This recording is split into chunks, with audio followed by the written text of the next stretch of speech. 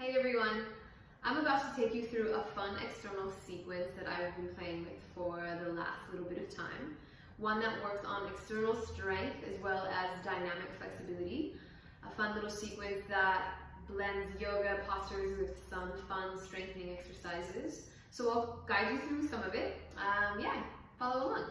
Let's get started on our back.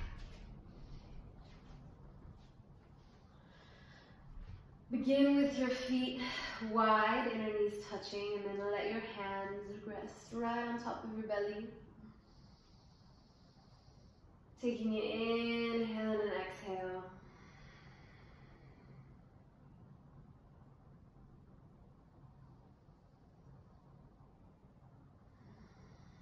After a few rounds of that deep breath in and out through the nose.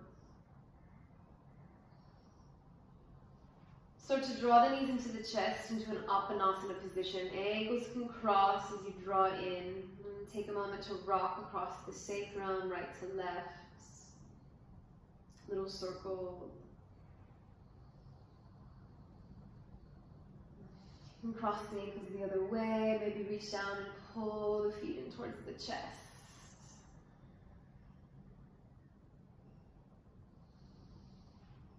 Release, take your hands behind the knees, find a little bit of momentum, and then rock yourself up, turning the legs out and taking a Baddha Konasana. So your hands will reach right underneath the ankle bones, finding length into the spine, navel back, chin to chest.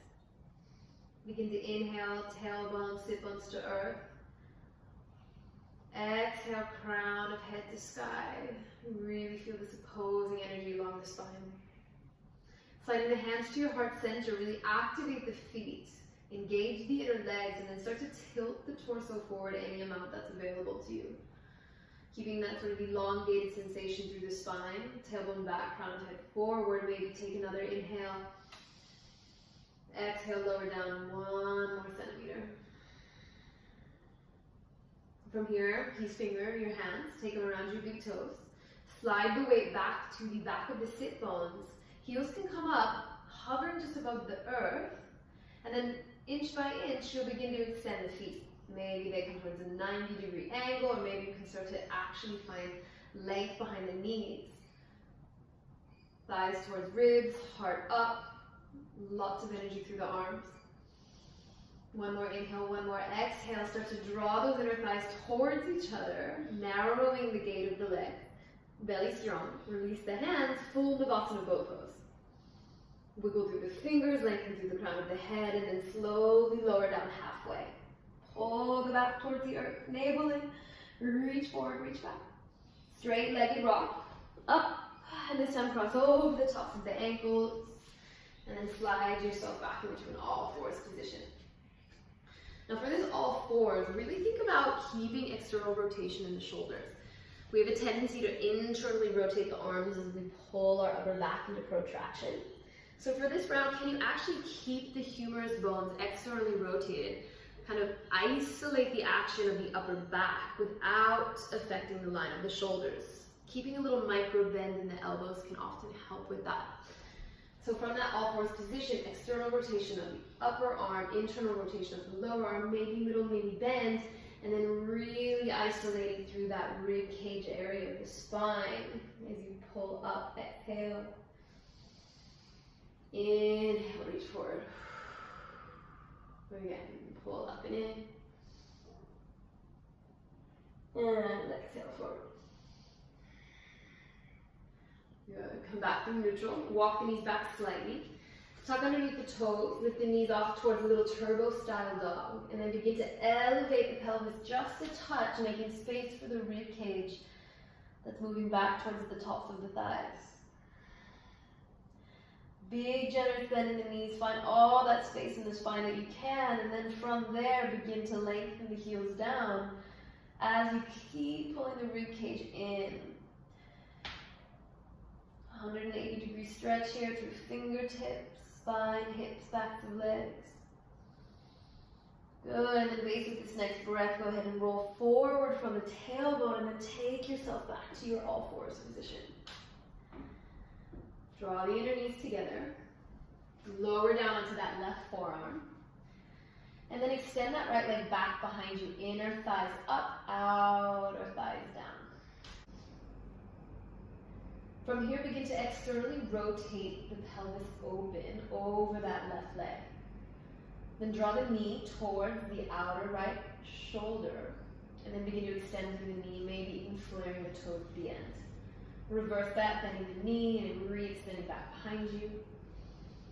Keeping weight even through the elbow and the palm, knee forward, slow extension to the side. Even incorporate the foot, bend the knee, and re-extend back. Moving either slowly like this, or you can add some reps in if you want to take it up to 10 or even go up to 20, depending on the speed. I'll stick with 5 here as we come towards that 5th round. You're going to keep the leg extended and then a slow lateral lower and lift. Try not to move the foot forward or back of the line that you stopped on. Whew, breathe. Take it back. Let's take 3. Good, then bend the knee, re-extend behind you. Press up onto the hands. Drop that right foot, pivot the left knee underneath you, and then take the right hand up, stacking yourself into a modified side plank. Reach up with the fingers, really planting that right foot to the earth. Reach the right arm overhead. Rib cage in, but lift through the upper right rib cage. Good, take one more breath in, take your hand up. Lower it onto the waist. Look down at the hand, dig into those left fingertips. Right foot stable. Pivot plank as you extend that left leg back behind you. Activating your obliques, really sort of strong dynamic flexibility through the torso here as you extend. And then take it back, big breath up, reach up. One more round, hand back, extend and hold. Good, and then take it down. Take that arm overhead. Keeping that right leg turned out, sit yourself down into what I call a Kali squat. Sort of in this half malasana, half open Vajrasana. Hands can come to the center of your heart. Pull the pelvic floor up. Inner thighs engaged as you start to lift just a bit off the heels. Activating the low belly, almost like someone's lifting you up through the center of the head. And then lower down once. Maybe even include the arms as they lengthen alongside the ears. Big breath up. And then as you exhale, take your fingertips down. Really nice wide elbows as you undulate through the spine, dropping the chest, the chin, the nose, and the forehead. Rounding through the back as you lift up, inhale. And good, again, just like that, wide elbows, pressing into fingertips, rolling down, and coming right back up through center. Take maybe 3 to 5 rounds of this.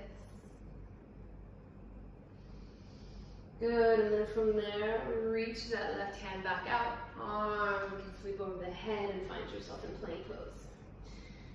External shoulders, scoop the belly, shift forward, bending through the elbows.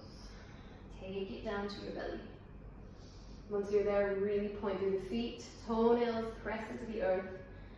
Same action that you just did with that wide elbow line. Undulate the spine here in this active cobra. 2, 3 times. Good. From there, take your hands under the shoulders, tuck the toes, lift the kneecaps off the ground. Scoop the belly, big strong press to plank. Good. Pull the hips up and back. Downward facing dog. Inhale the right leg to the sky. Big sweeping action forward. Step it all the way up, low lunge. Fingertips around either side of that foot. Bend lightly into that left knee. Push off, carry the knee behind. Use your fingertips for balance. Maybe drop the toes to earth. Sink weight towards the heel and then peel the chest away from the tops of the thighs. Coming towards a very crouching, eagle style posture. Big breath in, big breath out. Fingertips down. Slow extension through that back leg. Find yourself in low lunge. Drop that left hand, inhale, right hand to sky. Big breath in. After your twist, take the fingers back to the ground. Strong belly. And you'll move towards a similar shape to Ardha Matsyendrasana. You're going to slide that left leg in, only the heel will line up just in front of that ankle. Use your hands to walk you back slowly. And then take your hands around the front of that right shin, re-stamp the foot, and grow along through the spine. So unlike Ardha Matsyendrasana, our foot is actually not over the knee, but right in front of the ankle, as you can see here. Yeah, good. So with that right foot there, go ahead and flex through the toes. Reach your hand down to the ball of the foot and the pinky edge side. Work shoulder blades onto back, lengthen through the back of the neck. And then inhale, take your foot off the ground. Find a 90-degree angle in the leg. I'll turn back side for you. So with that 90-degree angle, try not to let the back round pull up through the back of the heart. And then push the foot into the fingertips as you feel extension through the leg. Absolutely keeping as much bend in the knee as needed. Slow extension. Upward lift through the base of the pelvis. Good, and then take a little bend through the knee. Grab the peace fingers on your right hand around the big toe. The left hand will come off to the side of the left hip. Shift into the sit bone on the left side. Then open through that inner leg line. Kind of swinging back. Tucking that right sit bone underneath. And re-stretching. Creating a little momentum again. Swing onto that left sit bone. Let the right leg lift. Good. Now we're going to do that same action, lifting up onto the shin of the left leg. So you use a little bit of momentum from your belly. Rock back. Press into fingertip and shin. And then open up that leg towards the side. It's almost like a modified side plank. If I kind of turn it towards your side, the way that that shape would look is here. Kind of lifting up through that base of that hip. Good, to come back down, you're going to tuck underneath that shin. Woo, slow lower down. Take the foot to the earth. Hand around the top of that shin. Big breath in, big breath out. And then there we are, right at Baddha Konasana to start the second side. Settle those hips into the earth. Take an inhale. Exhale.